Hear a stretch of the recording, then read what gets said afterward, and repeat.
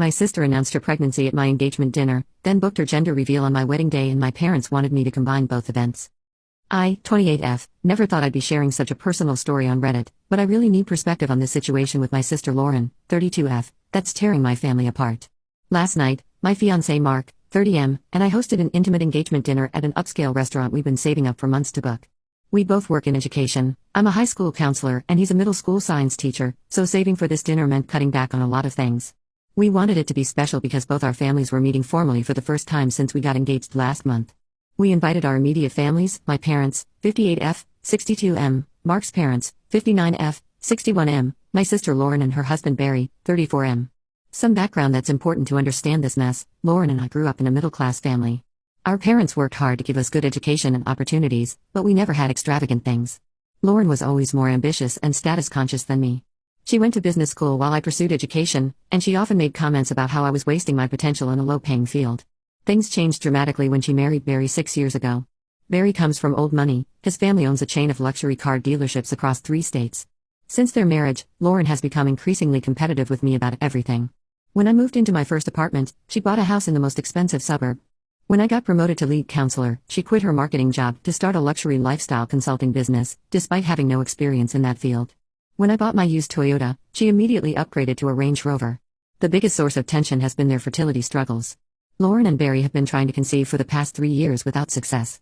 They've been through multiple rounds of IVF, each costing thousands of dollars, covered by Barry's family money. It's been really hard on her, and I've tried my best to be supportive.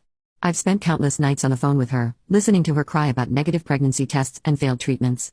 I even drove 3 hours to be with her after each failed IVF attempt.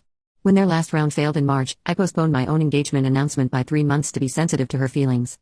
Mark has been incredibly understanding about all of this. He's from a big, loving family where everyone genuinely celebrates each other's successes. He's found it hard to understand Lauren's competitive nature but has always supported my efforts to maintain a relationship with her. He even suggested we invite Lauren and Barry to dinner several times to help them feel included in our relationship milestones. The engagement dinner started perfectly. The restaurant had set up a beautiful private dining area with flowers. Lauren immediately commented that they weren't fresh but artificial. We had just finished our main course, and Mark stood up to make a speech. He talked about how we met at a teacher training workshop, our first date where everything went wrong but we ended up laughing all night, and how he knew I was the one when I spent my entire spring break helping his sister move across country. He was just about to announce our wedding date, October 15th, when Lauren suddenly stood up, clinking her water glass. She was crying, something she does often in public, and announced that she was finally pregnant, 12 weeks along. The timing couldn't have been more calculated. She literally interrupted Mark mid-sentence. Barry stood up and hugged her, making a big show of wiping her tears. My mom immediately started sobbing, running over to embrace Lauren. My dad was congratulating Barry, and Mark's parents, who were clearly uncomfortable but trying to be polite, offered their congratulations. I sat there in shock, watching months of planning and saving for our special moment completely derailed. The rest of the dinner turned into an impromptu pregnancy celebration. No one even asked Mark to finish his speech. Lauren dominated the conversation with details about her morning sickness, her cravings, and how this was their miracle baby. She even pulled out ultrasound photos she had apparently brought with her. As we were leaving, Lauren pulled me aside in the restaurant's lobby. She said we needed to talk about the wedding date. I was confused because we hadn't even announced it yet, but apparently she had seen the date on my wedding planning spreadsheet when she accidentally went through my laptop last week. She was just trying to find a photo. She said October 15th would be too close to her due date, January 5th, and that I needed to change it. According to Lauren, it would be selfish of me to expect her to serve as maid of honor while heavily pregnant. She said she couldn't guarantee she'd be able to attend at all, and that I was putting her baby at risk by expecting her to travel and stand for hours. She suggested I push the wedding to spring next year, preferably April, so she could get her body back before the wedding photos. We've already put down non-refundable deposits for our venue, a beautiful historic library, photographer, and caterer. October 15th isn't just a random date, it's when Mark's grandparents can travel from Scotland. His grandmother has been battling cancer, and her doctors have cleared her for travel specifically during this period between treatments. The date is also significant because it's when Mark's late brother got married, and having the wedding on the same date was a way to honor his memory. When I tried explaining this to Lauren, she burst into tears, again, and accused me of being unsupportive of her miracle pregnancy after years of struggling. She brought up every time she'd been there for me, how she helped me move into my first apartment, she supervised while the movers did everything, how she supported my career choice by constantly suggesting better paying jobs, and how she welcomed Mark into the family by repeatedly pointing out that teachers don't make much money. She said I owed her this one thing. My parents called this morning. Mom was crying, saying Lauren was distraught and that I should be the bigger person and change the date. Dad suggested that family peace was worth more than money, completely dismissing the significance of Mark's grandmother's situation. They're now calling and texting constantly, pressuring me to do the right thing. Mark is furious. He lost his brother to cancer 5 years ago, and his grandmother's illness has been hard on the whole family. He wants me to stand my ground, saying we can't let Lauren manipulate us this way. I agree with him, but I'm worried about permanently damaging my relationship with my sister and disappointing my parents. The venue has one date available in April next year, but we'd lose thousands in deposits, and Mark's grandparents wouldn't be able to attend. Am I being unreasonable for refusing to change my wedding date? How do I handle this without completely destroying my relationship with my sister? Update 1: I want to thank everyone who commented on my original post. Your support helped me stand firm in my decision to keep my wedding date. However, things have escalated in ways I never imagined. Yesterday, Lauren sent out digital invitations for her gender reveal party, scheduled for October 15th, my wedding date. She's invited our entire extended family, including all the relatives who RSVP'd to my wedding. The invitation featured a background of pink and blue balloons with a passive-aggressive note saying, since some people aren't willing to accommodate family milestones, we decided to make this date extra special. Lauren even invited Mark's extended family, somehow getting their contact information from our mom. She specifically invited Mark's grandmother, knowing about her health situation, with a personal note about how every moment with family is precious and how she hopes to see her there for this special celebration. When I called Lauren to confront her about this blatant sabotage, she acted completely innocent. She claimed she forgot it was my wedding date and that since I was being stubborn about changing the date, she had to make alternative arrangements to ensure family could celebrate her baby. She then had the audacity to suggest I could still change my wedding date if I wanted to avoid the conflict, saying she'd already paid the deposit for her venue and couldn't possibly change it now. My phone has been blowing up since yesterday. Our mom called me crying, saying she doesn't know how she can be in 2 places at once and that this is killing her. Several relatives have contacted me asking about the scheduling conflict. My aunt Susan, who was going to help with the wedding flowers, called to say she might have to leave the wedding early to make it to the gender reveal. My cousin Amy, who was supposed to be a bridesmaid, texted asking if I would consider moving the ceremony earlier so people could attend both events.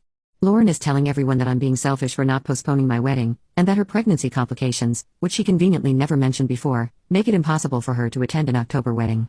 She's been posting on Facebook about how hurt she is that certain people don't understand the miracle of life and the importance of family. Several relatives have commented sympathetic messages, not knowing the full story. Mark's family is absolutely outraged, especially his parents who had already booked non-refundable flights from Scotland. His grandmother was particularly upset. She had been so excited about the wedding, even started knitting a special shawl to wear. She called me in tears, saying she felt manipulated by Lauren's invitation but didn't want to miss either event. Mark wanted to confront Lauren and Barry directly, but I convinced him it would only make things worse. Through my cousin Rachel, who works at the same country club where Lauren's hosting her party, I discovered something that made my blood boil. Lauren had actually scheduled her gender reveal party weeks ago, even before our engagement dinner. She deliberately waited to send out invitations until after I refused to change my date to maximize the impact. The venue she booked, the Hamilton Club, is the same one I had originally wanted for our wedding but couldn't afford on our teachers' salaries. Lauren had always criticized it as being too basic for her taste, saying it was where middle-class people pretend to be wealthy. Barry has been messaging Mark constantly, trying to convince him to be reasonable and suggesting we could have a small ceremony on a different date. He even offered to help with the lost deposits, saying he'd cover $5,000 of our losses if we moved the wedding. This feels like a slap in the face given how they're deliberately trying to sabotage our wedding. Mark blocked his number after Barry suggested that his grandmother might not be around for a spring wedding anyway. I finally broke down and told my dad everything, including Lauren's history of competitive behavior and how she's been treating me. I showed him screenshots of her social media posts, the messages from Barry, and explained how she'd booked the venue before even announcing her pregnancy. He seemed shocked at first and promised to talk to her. However, he called back a few hours later saying Lauren was too emotional to have a rational discussion and that maybe I should be more understanding given her hormonal state. He suggested that since Barry offered to help with the deposits, I should consider it a blessing in disguise and take the April date. The stress is starting to affect my work. I had to take 2 days off last week because I couldn't stop crying. Mark has been incredibly supportive, but I can see how much this is hurting him too. His family suggested we elope to Scotland instead, but that feels like letting Lauren win.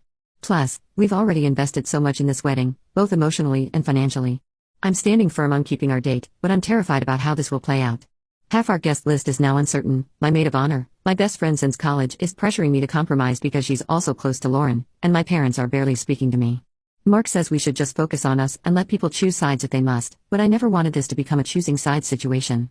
Has anyone dealt with something similar? How do you handle family members who deliberately try to sabotage your special day? Update 2: The situation has taken an even darker turn. After a week of constant tension and back-and-forth messages, my parents came over last night for what I thought would be a productive discussion about the wedding date conflict. Instead, they presented a compromise that left me absolutely speechless. They suggested that since Lauren's gender reveal party venue is larger and more prestigious, I should move my wedding ceremony there and combine both events into one big family celebration. Their idea was to have the wedding in the morning at 10 a.m., followed by a quick lunch reception, and then transition into the gender reveal party at 3 p.m. They called it a double celebration that would solve everyone's problems. According to them, Lauren had already spoken to the venue about extending the booking to accommodate both events. She even offered to let me use her florist and photographer to maintain a consistent aesthetic. My mom kept emphasizing how this would bring the family together and save everyone the trouble of choosing between events. During this conversation, something slipped that made everything suddenly click. While discussing the timeline, my mom mentioned Lauren had her 20-week scan scheduled for September 22nd. I'm not great at math, but even I could figure out that the dates didn't add up. After some pressing, my mom admitted that Lauren's actual due date was February 15th, not January 5th as she had claimed. She had been lying about her pregnancy timeline to pressure me into changing my wedding date. When I confronted my parents about supporting Lauren's manipulation, they defended her by saying she was fragile after years of fertility struggles. My dad suggested that after spending so much money on IVF, Lauren deserved to have her pregnancy celebrated properly. They even had the nerve to say I was being cruel by not wanting to share my special day with her, and that as the younger sister, I should be more understanding. The conversation got heated when my mom revealed that Lauren had already started making plans for the combined event. She'd ordered custom invitations that read "Join us for a day of double blessings" and had ideas about incorporating her gender reveal into our wedding reception. She wanted to have the cake cutting reveal the baby's gender. When I firmly refused, my mom started crying and said I was tearing the family apart. Mark, who had been quietly listening from the kitchen, finally stepped in. He asked my parents if they had even considered his family in all these plans, his grandmother who could only travel in October, his parents who had already paid for flights, and most importantly, the significance of the date to honor his late brother. My dad actually suggested we could FaceTime the ceremony for Mark's family if they couldn't make the new date.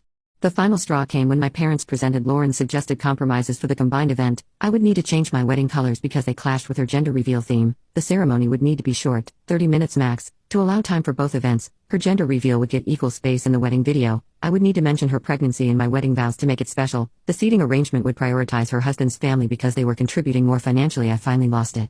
I told my parents that their blatant favoritism was showing and that I was done trying to accommodate Lauren's selfish demands.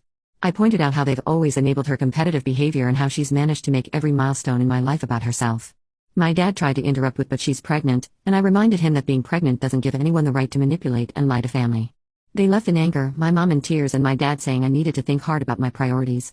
This morning, Lauren sent me a long text about how she was trying to help by offering to share her premium venue and how I was being ungrateful for rejecting such a generous offer. Mark's family is fully supporting us, and his mom even offered to help cover any additional security we might need at our wedding to prevent disruptions. But my own family is falling apart, and I'm starting to wonder if there's any coming back from this. The worst part? Lauren's doctor called earlier today looking for her, and accidentally mentioned to me that Lauren had known about her pregnancy since March, long before our engagement dinner. Everything was calculated from the start. Update 3: It's been a month since my last update, and I've made some final decisions that I need to share. After discovering Lauren's lie about her due date and the revelation that she had known about her pregnancy since March, I decided to take control of the situation.